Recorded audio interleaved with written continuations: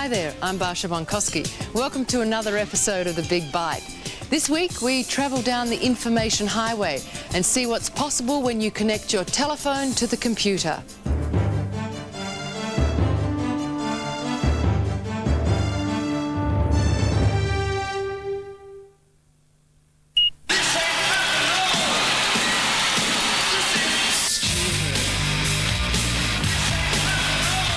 There's a whole new future in rock music, and the buzzword is interactive multimedia.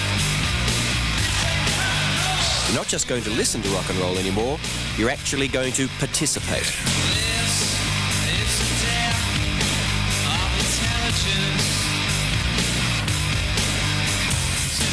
Soon to be released are the new interactive CDs, which combine digitized images, animated graphics, music, text and video. It's not computers, it's not technology. This is definitely entertainment. MTV on disc. Strangely enough, the recording industry has been a little resistant when it comes to new technologies. I guess they're worried it's going to cut into their core business of music sales. But just as they were forced to adopt things like video clips and music television, the recording industry is beginning to realise there's lots more power locked inside this little disc than just music. The London-based company Rhythm King Records has released the very first interactive music disc. It's called The Worlds Of. The disc has demonstrated to record companies and to the bands that computers and music aren't incompatible. What we're trying to do, and what I perceive, is that people receive and use information very differently from the way they're used to. They're not passive, they're active, they seek information, they're interested. It's definitely an information society, and what we're trying to do is create information bases around the artist that people really like and enjoy, to enhance their sense of that artist and to allow the artists themselves to express themselves more fully. Denise, do you think people will get used to using the medium, or is it just going to be a sort of sideline of the music industry and it'll stay there for novelty value only? Well, there's a whole generation who've been brought up expecting to have hands-on control of where their entertainment is going with the games and everything like that. So they will definitely take to this like a fish to water. And we've designed it so that people who are sort of like technophobic will get into the program really easily, because you just point to things like planets and you click on them.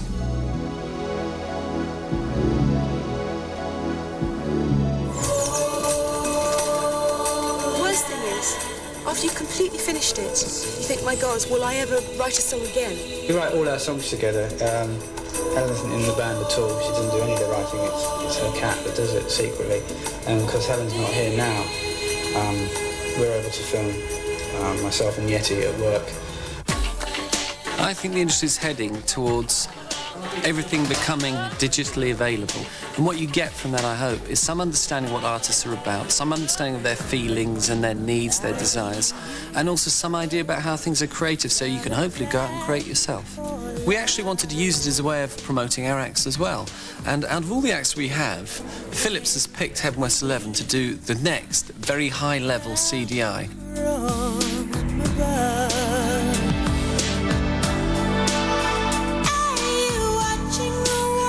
I mean, it's a new medium, it's an important medium as well, and everything has its place.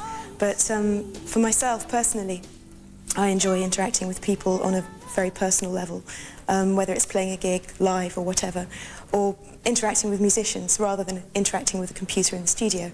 But I think it's finding a balance between the two and being able to use both creatively. At the cutting edge of this new technology is the rock superstar and music mogul Peter Gabriel. Hi there. 10, 9. Welcome to the real world. 8, 7. Let me take you on a little journey. Ignition sequence start. 6, 5, 4. Gabriel has been working with computer technologists to add an interactive dimension to his music. He's created a secret world on a disc, which he calls Explorer. Hi, I'm Peter Gabriel. The way you're going to play this disc is by choosing which bit of me you want to find out a little more about. This mouth will tell you all about us. We divided it up into 4 sections, and the first of these is around Us, the album, and the videos and the artwork that went along with that. You get to see 4 of the videos that we made to accompany the songs. There are interviews with the directors, there's some backstage stuff. And in terms of the artwork, which was created to go with each different song at the beginning, you get a chance to hear the artists talking about what it was that led them to create the pieces that they did. I was very keen to try and get people into the creative process. For instance, the Digging in the Dirt track, where people will be able to do their own mix. Hello, my name's Richard Evans. This is the production room. I'm having some trouble with a mix of Digging in the Dirt. Come on in and give me a hand. Shake that thing.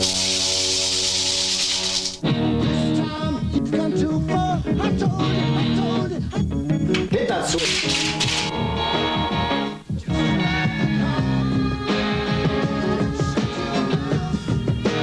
Press that button.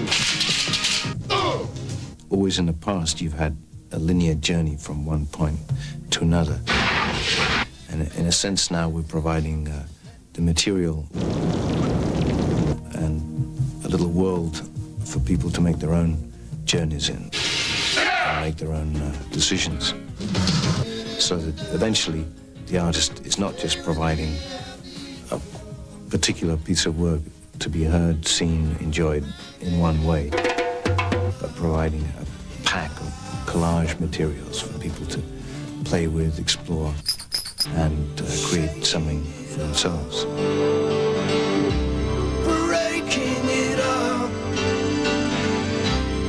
making it up in our secret world. You got a problem? The telephone is the symbol of modern communications. With around 20 buttons, you can call any other telephone user in the world, pay your bills or buy goods without even speaking to anyone. These remarkable abilities are provided by the telephone network. Now you can connect a computer to the telephone network and program it to act like an answering machine, a fax machine, or even an electronic secretary. Perhaps most importantly, you can use the telephone network to connect your computer to other computers anywhere in the world. The crucial piece of equipment required to do this is the modem. Later in the show, we'll look at a range of modems and what they can do for you.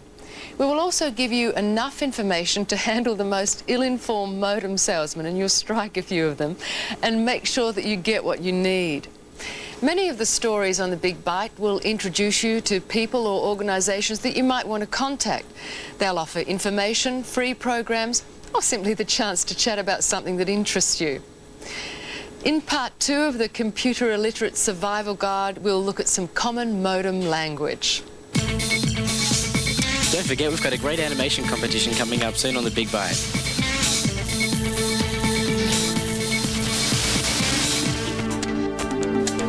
The decision to buy any technology should be based on what it can do for you. So let's start by looking at how a modem is set up and the sort of things that it can deliver. Despite their radically different appearances, and this one's actually an internal one, all these modems do much the same thing.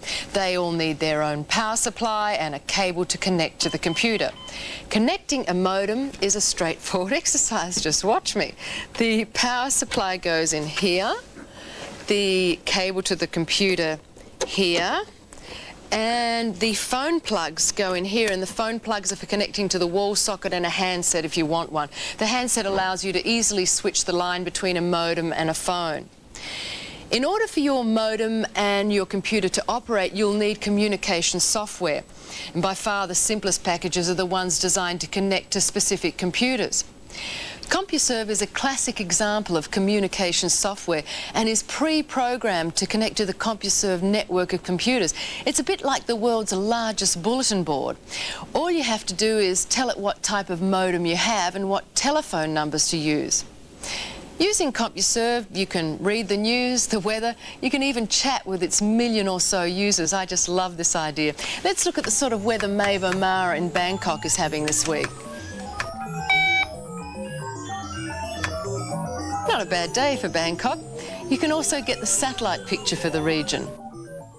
Commercial packages like these require a good working knowledge of the technology to use them. If you are buying a modem, you might find it easier to have someone help you set it up. Perhaps most importantly, use the free software that'll come with your modem until you understand enough to know what you want to spend money on.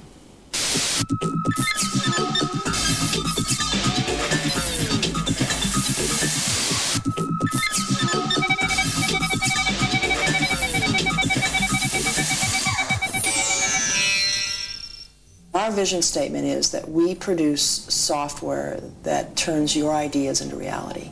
Just now, it's been announced to have surpassed IBM as the #1 CAD/CAM CAE vendor in the world. I have a hope that technology can really make a difference for society in a really good way, not just in maybe a crass commercial way, but in a really good way. What brought you to computer science?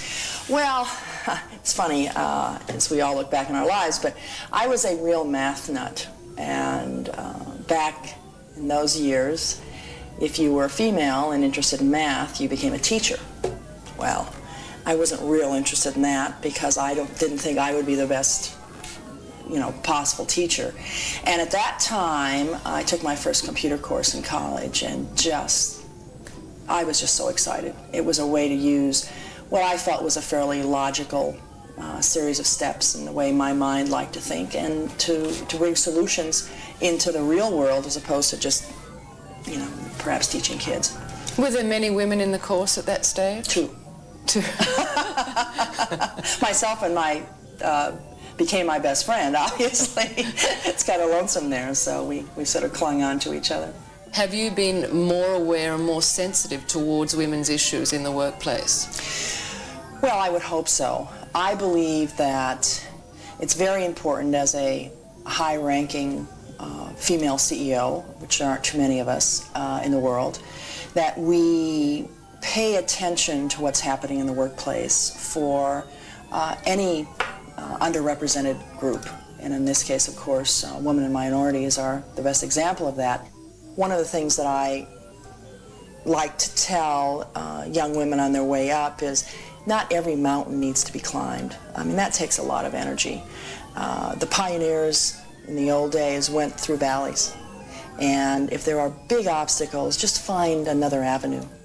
I happen to believe, as just a personal feeling, that one motivates themselves. I don't think you can be motivated too much by external circumstances. I think that the best you can do is to provide a good support structure. You got a problem? Modems might be easy to plug in, but lots of things can go wrong when you're using them. So knowing some of the terms involved could help you understand the messages your software gives you. The information travels down the line like cars on a highway, and that's where the term superhighway comes from. In fact, it's known as communications traffic. The speed of the traffic is important because you pay for the time your computer's on the telephone, not for how much information you send. By sending information faster, you save money. Speed is measured in something called baud, as in AU. It's important to know what baud rate your modem is capable of because the modems at each end of the phone line have to run at the same speed. Another recurring problem for new users is that the computer you're connecting to might ask you questions about terminal emulation. That's not a fatal digestive complaint, but a fact of life when connecting to other computers. The computer you're connecting to has a whole bunch of other computers connected to it. It doesn't know that you're a PC on the telephone line. You're just one of its many connections and have to behave as it expects. Your communication software allows you to select from a range of computer terminals and then programs your PC to behave exactly as the terminal you have selected would. Being wired, plugging into the highway, dialing into systems and checking out who else is visiting are just some of the crazy terms associated with this great technology. It can be a lot of fun.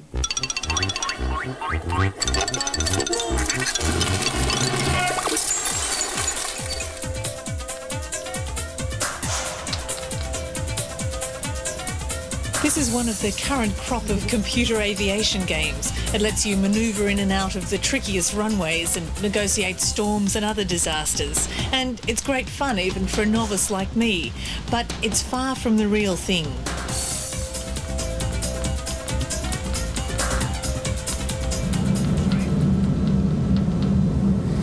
This is as close as you can get to flying and still be on the ground. Thai Airways 747-400 simulator, a computer that gives you not only the look of the runway and takeoff, but unfortunately, the motion as well. It's one of the earliest examples of virtual reality in the world. The computer produces conditions that are so realistic you could swear you're in the air. And it's so good that Thai Airways trainee pilots spend more time flying on the ground than in the sky. For the airline, it's a much cheaper option. The simulator costs 20 times less than an actual flight, and it's obviously much safer for novices. Fully fledged pilots do refresher courses every 6 months because the simulator can reproduce more dangers and disasters than they'd ever have to face in real life. 2,500. The simulator is controlled by a set of computers linked to mathematical models that show how actual aircraft react in different situations. Here, the motion system is reacting to some of the worst kinds of turbulence pilots can experience. I wouldn't want to be in there. But some people can think of nothing better. Hello, good morning. Good morning to you. You're welcome to our flight simulator training. Looks like it's going to be a good day to do Mach 5. Yeah, okay. Thai Airways is giving armchair pilots a chance to live their dream as part of a frequent flyer promotion. This is the engine data, okay? Yeah. Like, I believe that you don't have time to interest in this one. But the first thing, just the controls and the navigation of the flight director. Okay. Stephen Britton has always wanted to know exactly what challenges pilots face, but so far the closest he's come has been in the video arcades. You're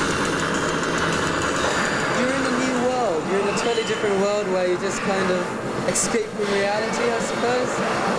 Freedom, so I suppose adrenaline rush, mainly adrenaline rush. Okay, more, and more.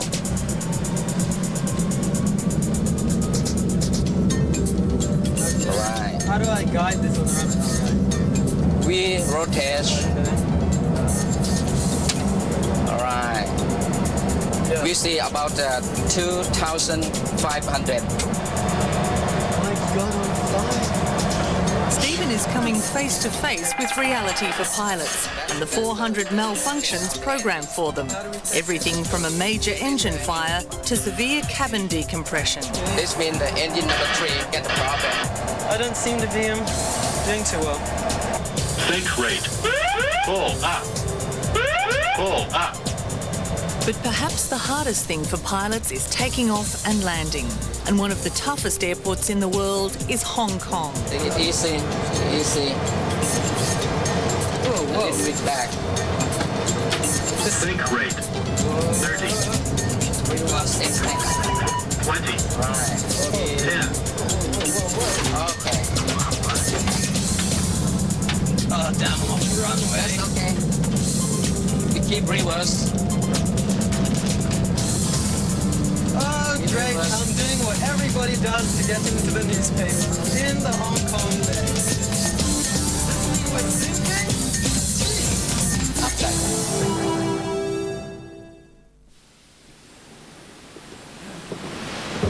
Well, how was that? The best experience of my life.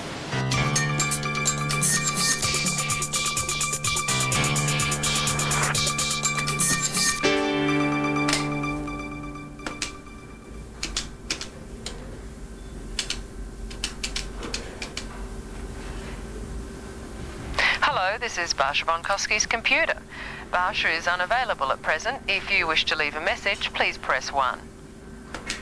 Hi, Basia. It's Paul Heath from Nikon. For a minute I thought it was you, but it's obviously your new electronic secretary. Give us a call back when you're free. Cheers. Hello, Kiwi Construction, Vaughan speaking. This is Basia Bonkowski's computer. Please press 1 if Basia is at this number. Otherwise, press 2.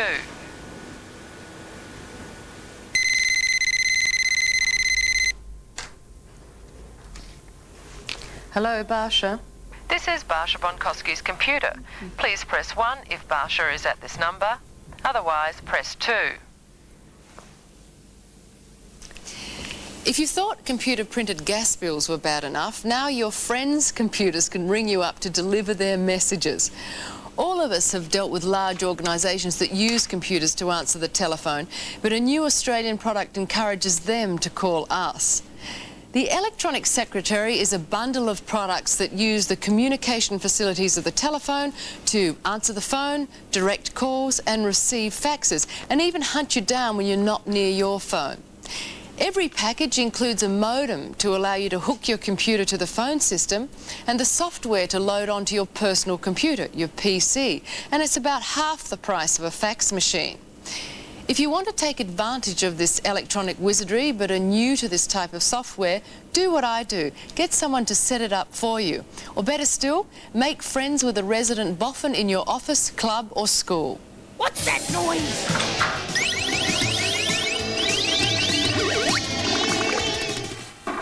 Hi, I'm Hayden. I'm the games reporter for the Big Byte. And this thing you see on my head is a tiny camera, so you can see exactly how I play, how I move my fingers and things like that.